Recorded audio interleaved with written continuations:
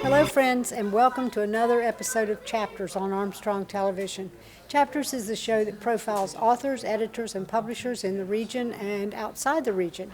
And today we're delighted to have one from nearby. We'll explain that in just a few minutes, but we're delighted that you're here. I'm your host, Carter Seaton, and our guest is Robin Yocum. Robin's latest novel is A Perfect Shot. He's a native of a town called Brilliant, Ohio, which has got to have a great backstory to it. It's a small town near Steubenville.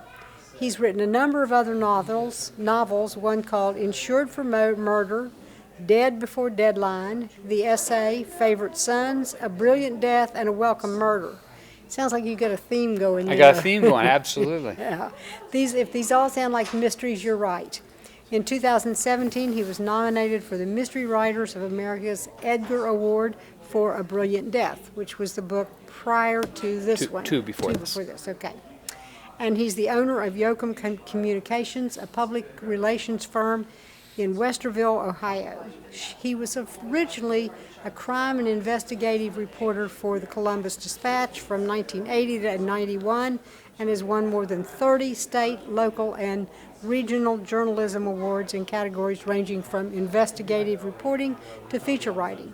So I think I can see where this is coming from. Absolutely, yeah. absolutely. So we're delighted to have you here. Well, it's great to be here, Yeah. back down on the river. Yes. Brilliant, Brilliant is just, you go up the river far enough, you'll land in Brilliant. You'll run into Brilliant, absolutely. All right, that's great. All right, so you graduated from Bowling Green University. I did. Did you study creative writing there? I did not. I studied journalism.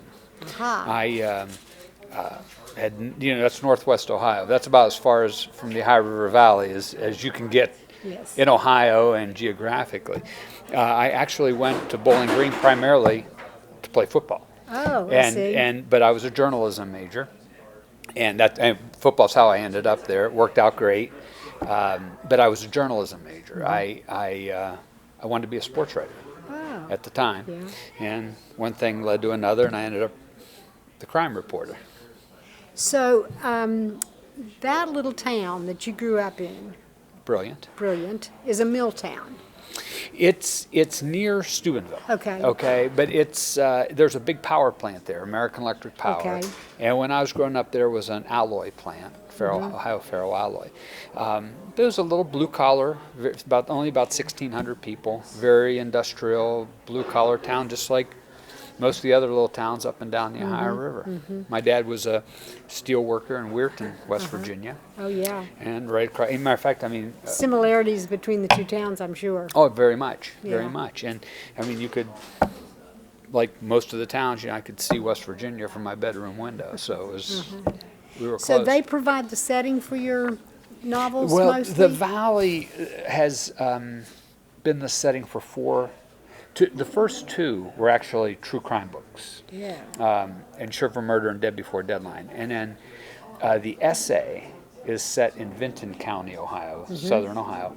But the other four are all set in, one is set, Favorite Sons is set in Crystalton, which is a fictionalized version of Brilliant. A Perfect Shot is Mingo Junction. A Brilliant Death is Brilliant. And which one am I missing? A Welcome Murder is set in Steubenville. So yeah, I try to use that Ohio River Valley. I love that setting. I loved growing up there when there were still a lot of first generation immigrants. The steel mills and the coal mines boomed. And I call it the grit and the grind. Yes. I love that as a backdrop for my books. The book I just finished, which is actually a sequel to Favorite Sons, I had started it years ago, and I liked the plot, I liked everything, but there was something about I wasn't getting the traction I wanted. And I finally figured out a lot of it was set in Columbus, and Columbus was the problem. And I love Columbus, I've lived there 40 years now. But it's kind of a very sterile environment compared to an industrialized valley.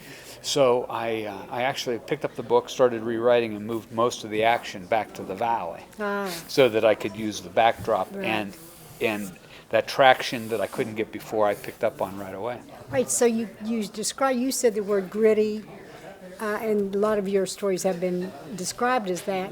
What about that setting made it gritty? I hate to denigrate any place, but were there a lot of crimes in that area? Oh, well, when I was I growing... mean, like mob crimes and that kind of stuff? Sure. I mean, when I was growing up, Steubenville was run by the Youngstown mob.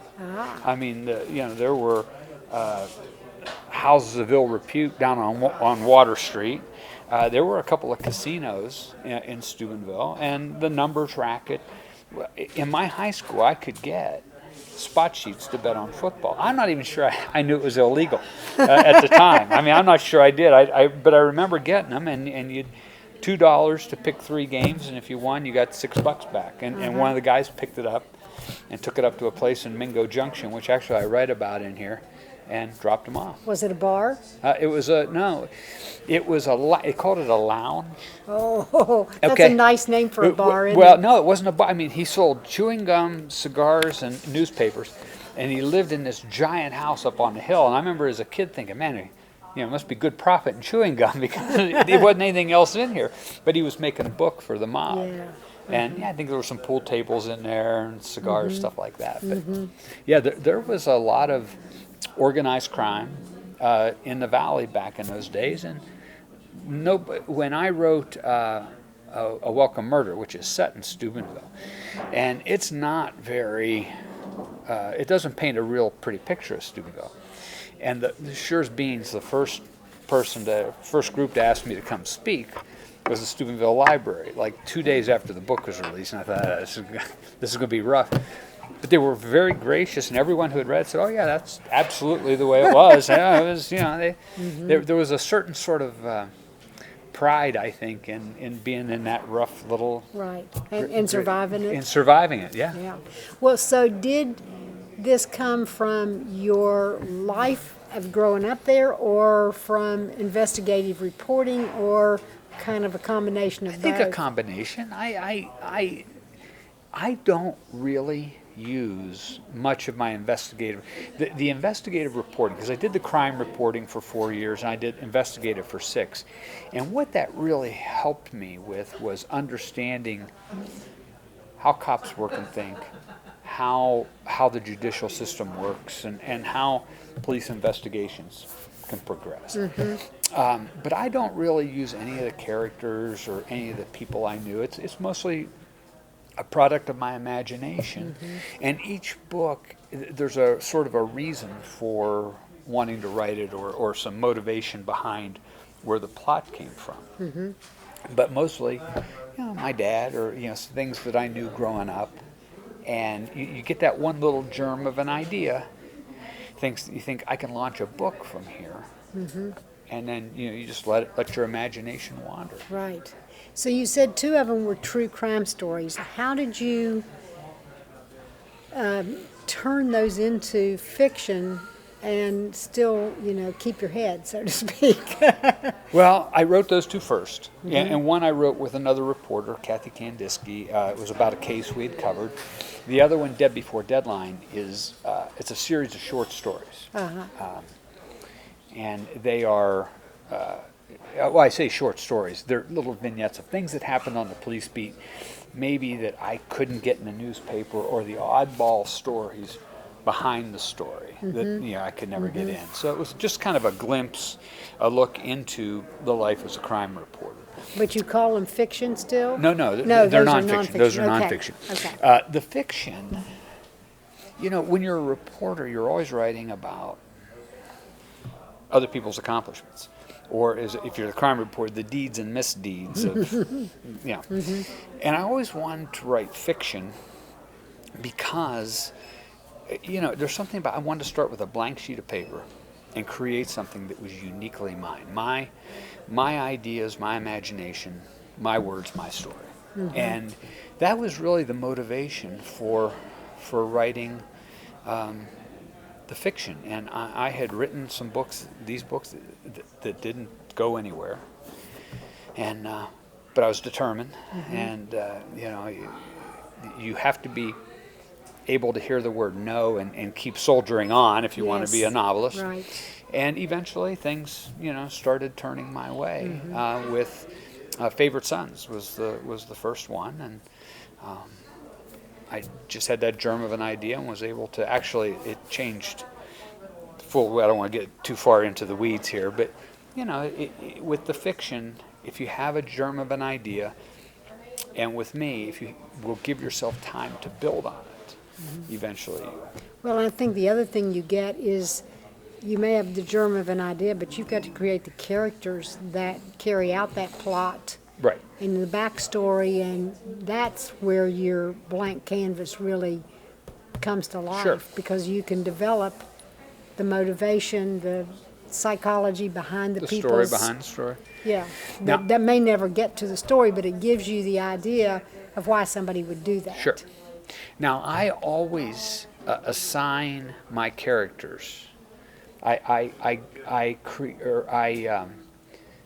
have people from my life, whether it's from the crime beat or growing up or friend, whoever, who play those characters for me in the book, so that when I'm playing this out in my head, I know their inflection, I know their mannerisms, I know their so I assign different people to play those characters. And it was a guy I grew up with, and he was one of those weaselly little guys. Eddie Haskell, you'd know who that is. A lot of people watching this probably don't know who Eddie Haskell is, but one of those weaselly little characters. And he's played that role for me in 2 or 3 books. Plays it very well. He has no idea in the world that he's dancing in my head when I'm writing the book, but he's done that. And, it works out very well. And if I know I'm going to kill someone off, I assign it to someone I don't like. It's very cathartic. Yes, kill them right, off. exactly, right. Well, I think that explains then how you've gotten the vernacular so clear. It's real authentic sounding to the town that you're writing about. The people that are in there seem to be obviously the kind who would speak in those sorts of vernaculars. Rough characters. Yeah. I grew up with a lot of rough characters, and you're around steel mill workers. And my dad was one of them. It's a different breed. Yeah. A different breed. God bless him. Right. My dad, I think it was between my sophomore junior year in high school, got me a tour of Weirton Steel. And I think he did it intentionally so that I would knuckle down in school and get to college. And not go there, yeah, because it took me about an hour, and I thought, okay, no, I don't want to be here. I love these guys. I love this growing up here, but it's not where I want to stay. Right, exactly, yeah. Did you ever worry that you would get too close to some of these characters and people would maybe see themselves in them and be a little upset with you? I don't. There was one character in one book, and I don't want to go into too much detail because it'll be a dead giveaway. But there was one character in one book that I thought was an absolute, positively a dead giveaway for a guy I knew, and I thought he's going to bust me on this. Sure as anything, he's going to bust. Haven't spoken to him in 40 years, and.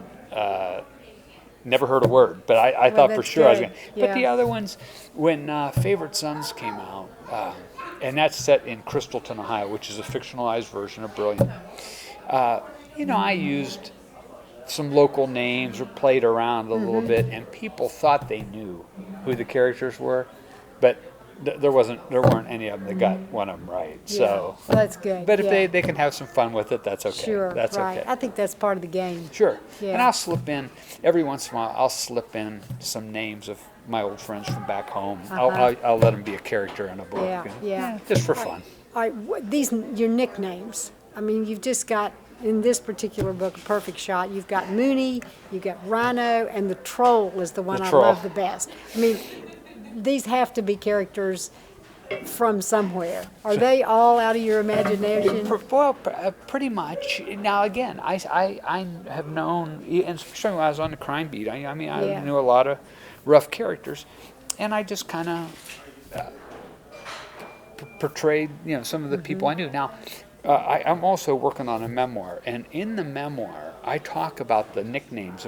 Nobody knew. I don't think people after a while they actually knew what the guy's real name was because they just called him. And we talked about this every once in a while. Boots Arnold. I said, what was Boots Arnold's real name? Nobody knows. Nobody knows. And Yeah. and so everyone had nicknames. Yeah, I wondered about that, whether or not Yeah. that was something within that community, that Just that that whole culture. that whole valley. It must have been because everyone had a nickname. And so, and I like having fun. You can have Yeah, some fun oh, with yeah, that. absolutely. The troll You get a real visual with the troll. sure, the troll, and and it was Mooney and Duke. That was his nickname, but Yeah. they also called him Bo Peep in the book. So Yeah. so there was the nicknames of nicknames. Right. Yeah. All right, tell us a little bit. I know you don't want to give it away, but tell us a little bit about the plot of A Perfect Shot. Well, The Perfect Shot actually stems from something my dad said to me when I was growing up in high school, and I was a pretty decent athlete, and he said one of the things he says, Rob, you don't want to be that guy who graduates from high school and ends up back at the school 5 or 10 years later wearing his varsity jacket, wishing everyone would remember, his heroics. He goes, you got to keep moving forward. Yes. And so I created a character, Duke Dushesky. He makes the winning shot in the state championship game his senior year, and it brings Mingo its only state championship ever. And it's 20 years later, and Duke really hasn't accomplished another thing in his life. And he's got a son who has been in a vegetative state since he was born. He's got a terrible marriage. He's got a best friend who is always in some kind of trouble that he's trying to help out. And he's trying to reinvent himself. He goes to his 20th reunion and realizes time's passing him by, and he wants to try to reinvent himself. And so he is opening a bar called Duke's Place to capitalize a little bit on this local fame, Right. but to do something that I think, as he said, I want to accomplish something in my life other than something I did when I was shaving twice a week, back in those days. So he opens the bar. His brother-in-law is a mob enforcer, and things are going so well now, and then they start to cascade downhill. There's a murder, and Duke tries to. I think it's okay to say that the plot centers around, after the murder, Duke can do one of two things. He can stay the local hero and run the bar and probably have a pretty good life, or he can do what's right and help the authorities solve the murder. But if he does, he's got to go into witness protection. And if he Thereby does, he'll if he lose does his that, bar. he loses the thing that he most treasures, which is his very identity. He'll never again be the Duke of Mingo Junction because he'll be living somewhere. So, you're wrestling. He's wrestling with that while this is all going on, and that stemmed from the talk my dad had. That was the germ of the idea. Here's a guy who. You said a minute ago that you always want to do something or have something more than just the story behind the story.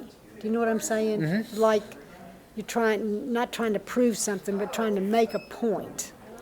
Yeah, Is that, that certainly seems to be I think a so. point here, that you cannot stand around and be the guy who 30 and 40 years later is still recalling their best shot Right. on the basketball court. Yeah.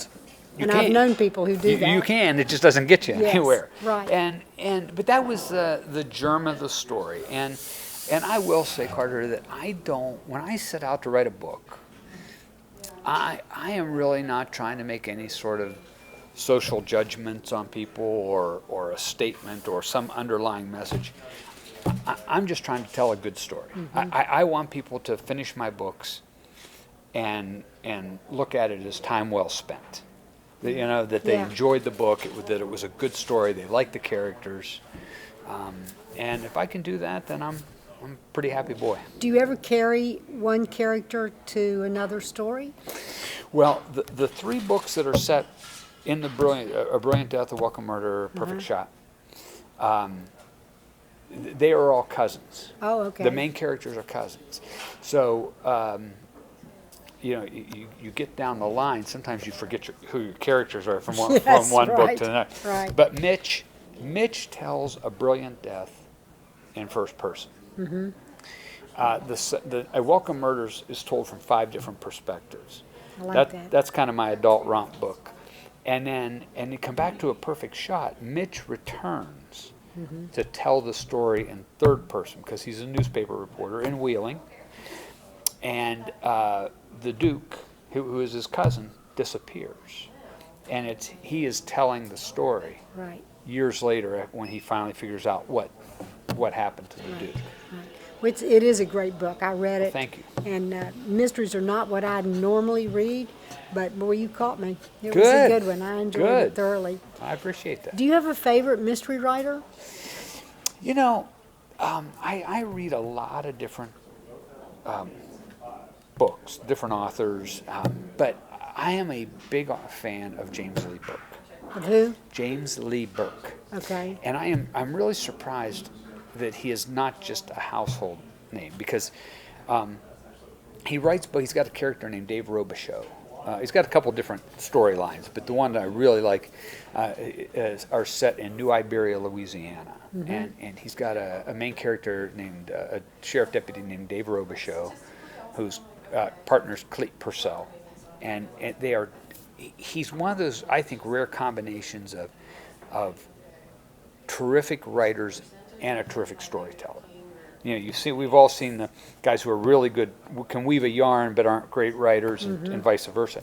He's really good at both, and I really like James Lee Burke. That's great. That's great. You also have a full-time business. How do you find time to write? What's your routine? Well, and I don't really have a routine because my clients get in the way a lot of the time. I have a PR marketing consulting business, and I write whenever I get a chance. And I'm working on a book right now, and I actually worked quite a bit on it on the drive down here. I use my voice to text app on my phone, put my headset on my buds, and then I just talk through a particular scene or a story, and then I email it back to myself. I utilize that quite. Matter of fact, the book my agent's trying to sell right now, I did the entire first draft on my phone. Wow. Because I travel a lot. But I write whenever I get a chance. Sometimes it's late at night, sometimes early in the morning. There are days when I get a whole day to write, which is rare, but I try to do a minimum of 500 words a day when I'm on a book. And if you do 500 words a day, which is not a ridiculous amount, you can write a book 8 months. You can do the first draft in 8 months. So, I don't have any trouble finding time. I wish I had more time to do short stories or other things, but right now it works out. That's good. That's works out. great. You said you read more genres than just mysteries. What's the latest book outside of the mystery genre you've read? Well, the one that I'm just starting, actually, the one I'm just starting has been Columbus Noir. Okay. And it's a series of short stories, noir-type stories, written by about 14 different authors from the Columbus area. And it's each of us is given a section of town. And that's a you fascinating write concept. a story that is set in that part of town. And mine is the short north part of Columbus, Victorian Village area. So I've been actually reading that, and The Pioneers. I do like a history, and I read a lot, and I do a lot of audio books when I'm driving. When you're driving, sure. I turn those on, and I'm terrific for. I've gotten better about if I start into a book and I don't like it, I quit reading it. Where before I felt like Moby Dick. By God, I'm going to get through this, no matter what. But now, I'll bounce around. But I can't tell you how many people have told me that. I think it's something to do with age. I'm we sure just it is. decide that we don't have time precious. to waste on time this. is precious. Right. I'm not going to read something, Yeah. kill the, So, so yeah, I've been reading that, and The Pioneers I just started. That's good. Did you come from a family of readers? You said your dad worked in the steel mill, but Did your mom and dad both read? My mom was a reader.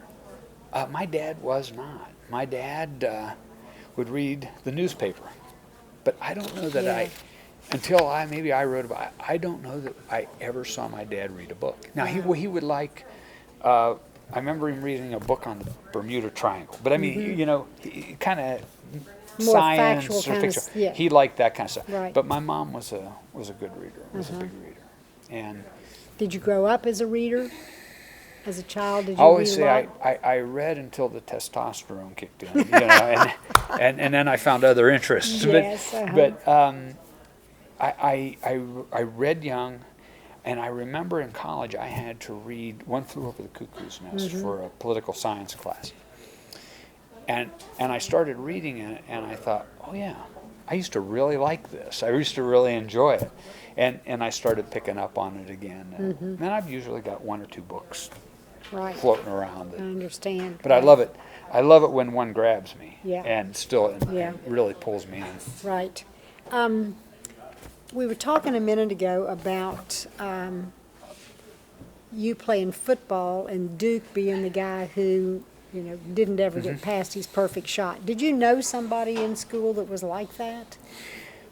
Well, remember the character I said that I'm sure he's going to bust me on that? Oh, yeah, I knew lots of characters like that. And we all do. We all know the former homecoming queen who never quite wants to give up the crown, or the guy that was his glory days, and he wants to hold on to it forever.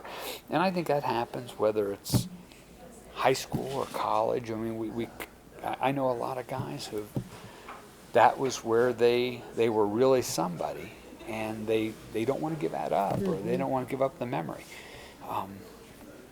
I've just been fortunate in that, I keep, when someone says, what were the best days of your life? I say, I hope I haven't had them yet. Yes, I hope they're still somewhere on the horizon, because, I want to do other things, and I don't want to be defined by, like Duke, I don't want to be defined by something I did years ago. Right. It's nice to have that in your hip pocket, but it's a good story to tell. Yeah, you don't want to live there. You can visit the past, you just can't live there. There you go. That's a great line. I like that.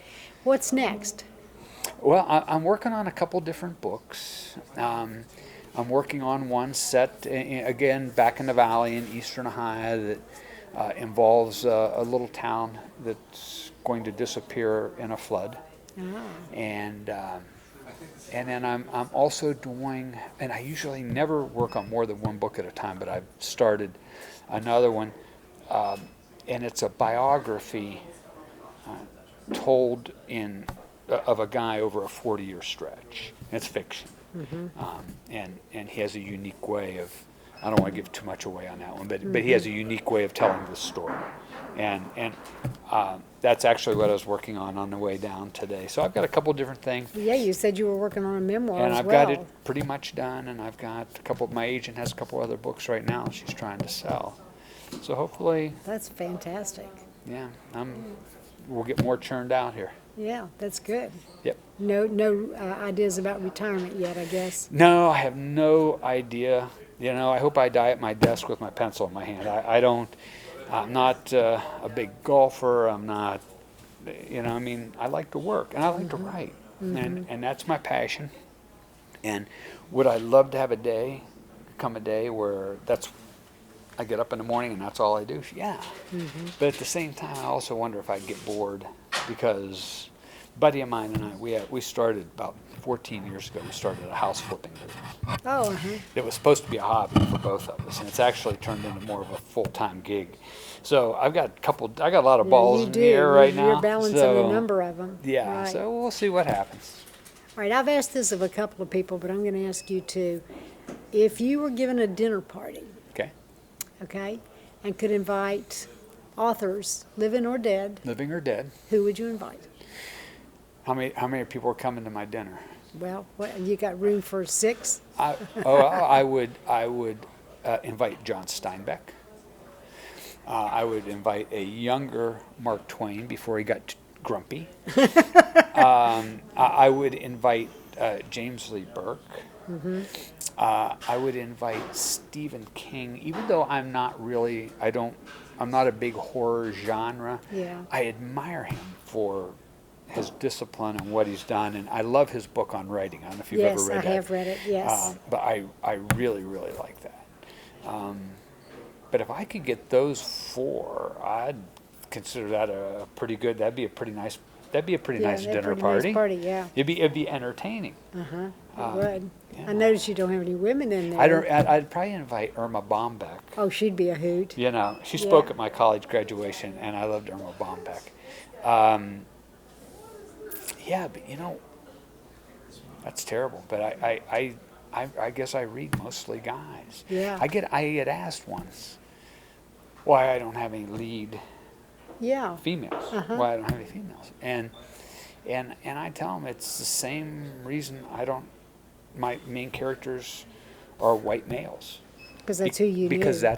you write what you know. Yes, you have to write what you know, and I don't know anything about the black experience. I don't know anything about the female experience. Now, one book I did finish recently that my agent's trying to sell is loosely based on the life of my grandmother. As seen through, it's during a coal mine strike, as seen through the eyes of this 13-year-old girl. But I can hear my grandmother telling me the story, right. which I think is a little bit different, and that gives me a little bit of an advantage. Yeah, but that's a real stretch and a good exercise sometimes to try writing a character that isn't you. Yeah.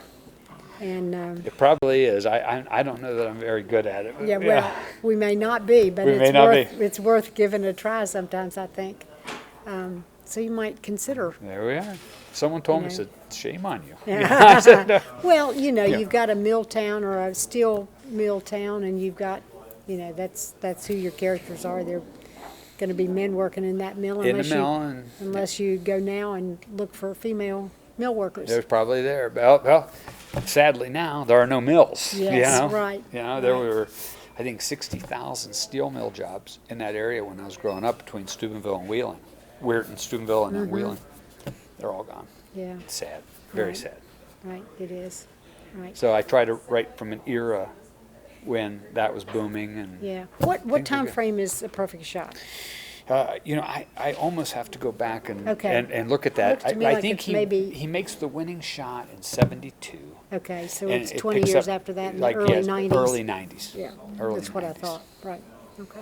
And things were still going. Yeah, They they were were happening. teetering, but there's still some jobs. Right. It's been a real pleasure to Oh, have you here, and I I look appreciate you forward having to me. everything that you crank out in the next 8 months to We'll keep working on it. 16 months. Just keep on going. We'll do it. As much driving as you can do. Maybe you can get a few more A few more plots done. down on your tape recorder. That'd be wonderful. Let's hope. Thank you so much for being with us today. It's been great. I've enjoyed thoroughly our talk with Robin Yocum.